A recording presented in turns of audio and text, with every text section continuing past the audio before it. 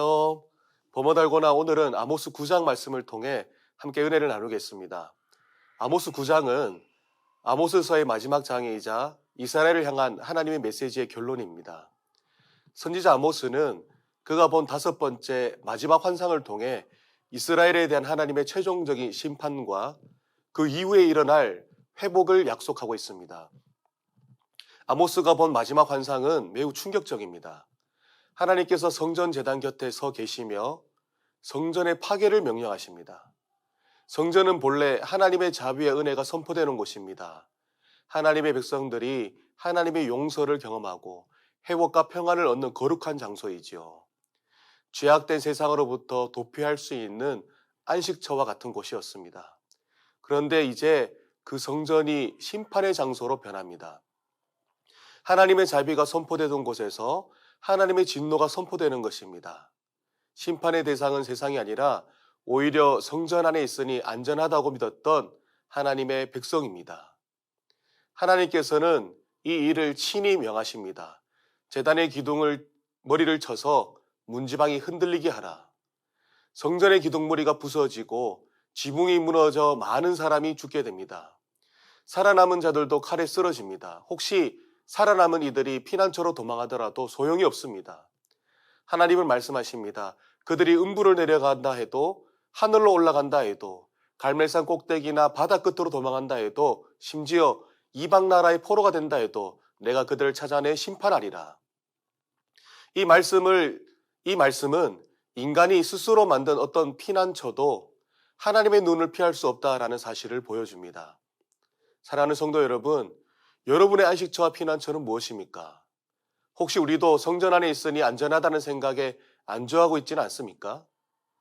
겉으로는 예배의 자리에 있지만 실상은 내 마음속에 감춰둔 우상과 세속적 안식을 의지하고 살아가고 있지는 않습니까?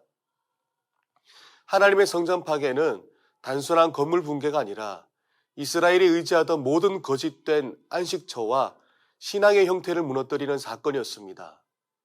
하나님은 그 일을 통해 참된 안전은 종교적 행위나 장소에 있는 것이 아니라 하나님 자신 안에 거하는 삶에 있음을 깨닫게 하신 것입니다.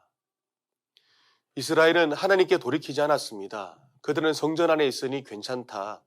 하나님은 우리를 벌하지 않으실 것이다 라고 말했습니다. 그러나 하나님은 그들의 외식적인 신앙과 교만을 향해 분명히 말씀하십니다. 내 백성 중에서 화가 우리에게 미치지 아니하리라 하는 모든 죄인은 칼에 죽으리라. 그들은 성전 안에서 예배했지만 하나님께 마음을 돌이키진 않았습니다. 예배의 형식은 있었으나 하나님과의 관계는 끊어져 있었습니다. 하나님은 그들의 잘못된 확신을 깨뜨리시기 위해 성전을 치셨던 것입니다. 이쯤에서 우리는 한 가지 의문을 가질 수 있습니다. 악한 자들이 성전 안에서 심판받는 것은 이해되지만 그 안에 있던 신실한 자들은 어떻게 되는가? 그들도 함께 멸망당하는가? 아모스 9장 9절은 이렇게 말씀합니다. 보라, 내가 명령하여 이스라엘 족속을 만국 중에서 체질하기를 채로 체질함과 같이 하려니와 그 한 알갱이도 땅에 떨어지지 아니하리라. 하나님은 이스라엘을 체질하겠다라고 말씀하십니다. 체질한다라는 것은 환란을 통해 알곡과 죽정이를 구별한다라는 뜻입니다. 하나님의 심판이 임할 때 겉모습만 신앙인인 죽정이는 떨어져 나가지만 참된 믿음을 가진 알곡은 결코 땅에 떨어지지 않습니다. 하나님의 약속이 그들을 붙드시기 때문입니다. 따라서 환란과 심판은 믿는 자에게 두려움이 대상이 아니라 오히려 참된 믿음이 드러나는 과정입니다. 우리가 예수 그리스도를 믿는 온전한 믿음으로 서 있다면 어떤 심판이 닥쳐도 두려워할 이유가 없습니다. 하나님께서 알곡 같은 신앙을 가진 자를 반드시 보호하실 것입니다. 본문은 마지막으로 심판 후에 있을 다윗 왕조의 회복, 곧 회복의 소망을 선포합니다. 이스라엘은 그동안 모든 것을 자기 힘으로 성취하려 했습니다. 하지만 하나님께서 보시기에는 그들의 모든 노력은 헛되었고 결국 망할 수밖에 없는 길이었습니다. 그러나 하나님은 자신의 방법으로 자신의 때에 이스라엘의 영광을 다시 회복시킬 것을 약속하십니다.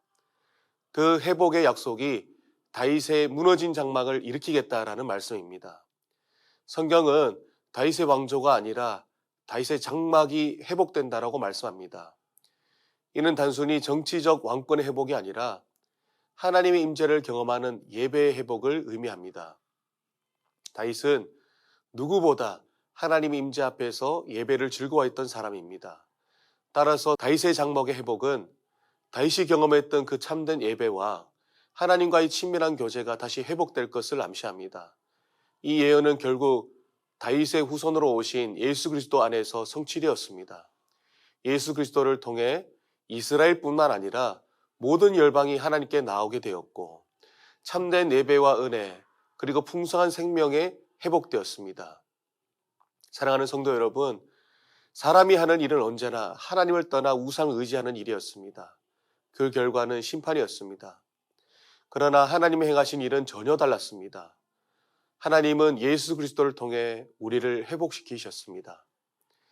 우리가 한때 하나님이 아닌 다른 것들을 안식처로 삼았을 때 하나님은 우리를 버리지 않으시고 오히려 예수 그리스도 안에서 하나님 자신을 우리의 참된 안식처와 예배의 대상으로 삼게 하셨습니다. 그러므로 예수 그리스도 안에 있는 우리는 무엇을 고백해야겠습니까? 우리의 안전은 어떤 장소나 위치, 관계에 있지 않습니다. 우리의 참된 피난처는 오직 하나님 한 분뿐입니다. 그분께로 돌아가고 그분 안에 갈 때 우리는 비로소 평안을 누립니다. 심판 중에도 회복을 계획하신 하나님, 무너진 장막을 다시 세우신 하나님, 우리의 삶을 다시 그리스도 안에서 예배 자리를 이끄시는 하나님을 찬양합니다. 오늘도 그리스도 안에서 평안과 회복을 누리는 성도님들이 되시기를 주님의 이름으로 축원합니다. 기도하겠습니다.